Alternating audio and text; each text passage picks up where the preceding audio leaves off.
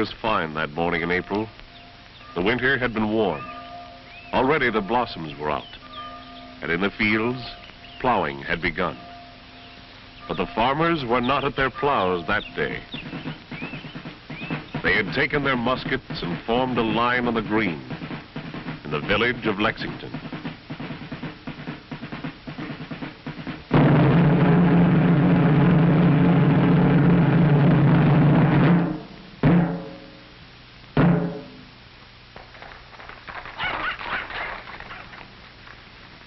Disperse, ye rebels! Why don't ye lay down your arms and disperse? Stand your ground. Don't fire unless fired on. But if they mean to have a war, let it begin here.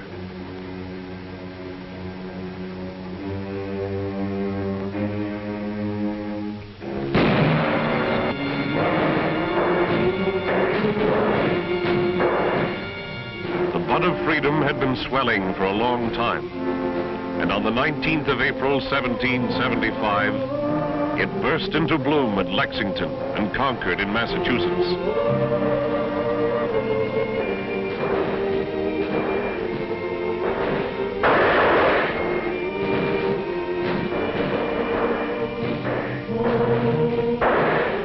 What were the freedoms these men were fighting for? Freedom to govern themselves. Freedom to elect the representatives who would levy their taxes. Personal liberty. An air of freedom that would soon nurture a driving urge to build and grow. In nearly 200 years since the colonies began, there had been settled only a narrow strip along the coast.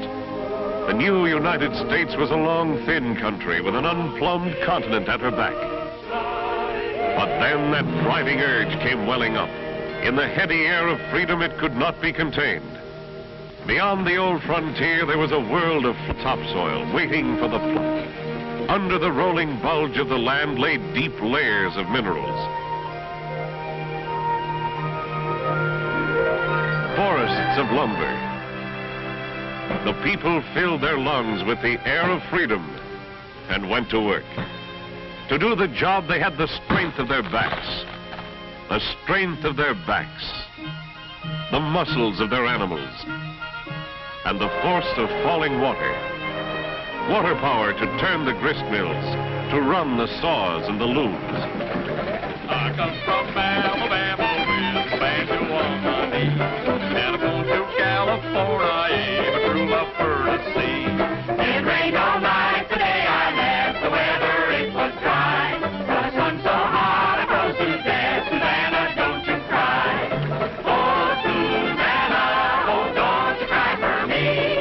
I'm going to California, but through my furnace sea. Oh, Susanna, oh, don't you cry for me. I'm going to California, my true love furnace sea. Finally, they discovered new power in water, steam power, and the continent was spanned by a steel highroad.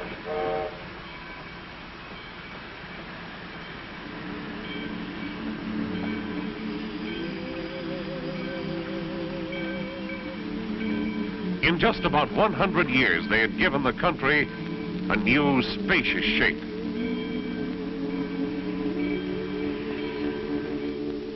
We have vanquished the frontier. We stand on the pinnacle of civilization. Yes, a century after Lexington, the Sunday orators could get rhetorical about the way things had turned out. They thought the job was practically done, that pioneering was just about over. Others suggested that the patent office be closed, since everything had already been invented. But they were wrong. All this time, through all this empire building, another kind of pioneering had been going on. It began 25 years before the Battle of Lexington, and was not concerned with muskets and ox wagons, but with some odds and ends, like a salt cellar, a vinegar cruet, a pump handle, which belonged to one Benjamin Franklin of Philadelphia. He was experimenting with a phenomenon he called electric fire. and he made his apparatus out of whatever household goods came to hand. Everyone knows how he made a silken kite and flew it in a thunderstorm to prove that lightning and electricity were one and the same. But he also made the first electric battery. He discovered the positive and negative properties of electricity. His writings, which contained the original language of electricity, were translated into German, French, and Italian. He was celebrated everywhere as the world's first electrical scientist. But the growing struggle for liberty claimed his attention. He laid aside his bottles and jars and turned to the cause of freedom. His pen, in editing Jefferson's original words, gave the Declaration of Independence its final form. Down the expanding years, here and abroad, new experimenters picked up where Franklin had left off. These men, too, were pioneers, thriving on the air of freedom, from Samuel Morse, inventor of the telegraph, tapping out his first message, "What hath God wrought?" To another great pioneer, exploring an unknown frontier amid the well-settled surroundings of Menlo Park, New Jersey. Thomas A. Edison, after more than 6,000 individual experiments, had finally developed an incandescent lamp that would burn for 40 hours. This arduous and costly enterprise was supported from the very beginning by still other pioneers, a group of investors who in October 1878 actually formed a company to invent an electric light. Like all the other accomplishments since Lexington Day, this one too was nurtured by the atmosphere of freedom, and it was destined to expand and multiply our freedoms beyond all imagining. Here was a light that was to show the way to one of the most significant single developments the world had ever seen, the electrification of nearly all human endeavor. Even after the light would work, it was no more than a curiosity unless people could somehow get electricity to use it. Edison envisioned a central generating station to manufacture electricity and a network of wires to deliver it to customers. To bring his dream to life, there had to be created in one stroke the whole foundation of our electrical age: generators, cables, switches, junction boxes, conduits, meters. The birth of modern electric power systems took place in 1882. The dynamos started in the Pearl Street Steam Station in New York City, and in the Midwest, hydroelectric stations had their beginnings. No longer would light, heat, and power have to originate at the points where they were to be used. They could be delivered by wire from central power stations. For electricity, as Benjamin Franklin knew, was heat and power, as well as light. Many other pioneers already saw the power possibilities, and they were developing a device called the electric motor. Here was the strength of men's backs, the muscles of their animals, and the power of the water wheel in one package. Now there were companies manufacturing something that no one had ever made and sold before. They were manufacturing the most versatile power of all time, electric power, and delivering it through wires no bigger than your fingers. Here was courage to build and grow, but courage also to back progress up with cash. A pioneering spirit on the part of people everywhere: the bank cashier, the harness maker, the shoe clerk, the school teacher.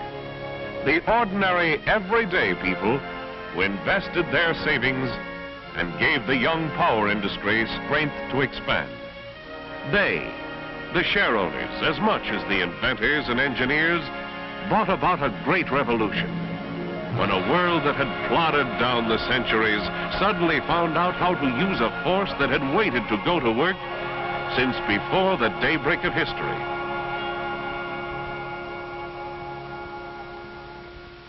Now, in one lifespan, the future came rushing in like an avalanche.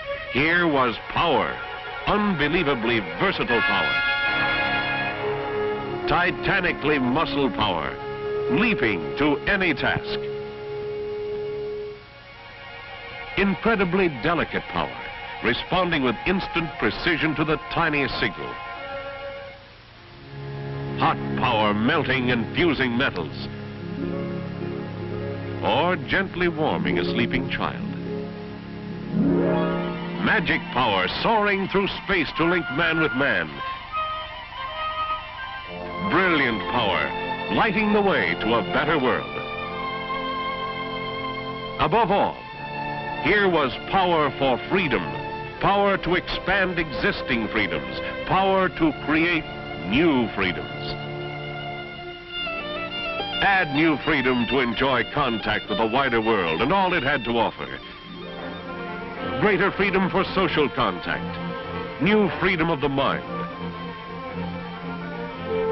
Add a revolutionary new freedom, freedom from drudgery. With the birth of the electrical age, a nation's standard of living surged forward. The nerve center of the new way of life is the dispatcher's center of the utility that serves your community. This is where they route the power, where they plot the day's power requirements for everything from making toast or brewing the morning coffee to running factory assembly lines and turning on the light over the operating table in the hospital. You see, the product these men handle can't be stored. It has to be manufactured, transported, and used by customers all in the same instant. The heart of the system, the heart of the age your community lives in, the generating plant. It is still the old principle of the water mill. Turn a wheel and produce power. Power that can be carried by wire. Hydroelectric plants use falling water to turn the wheels in country where mountain lakes can be harnessed. But the biggest percentage of United States power comes from superheated steam, driving turbine generators. Electricity is produced at 13,800 volts. Transformers step it up as high as 230,000 or more volts. And it speeds over the transmission lines, wires connecting the turbine generator with factories, stores, homes throughout the community.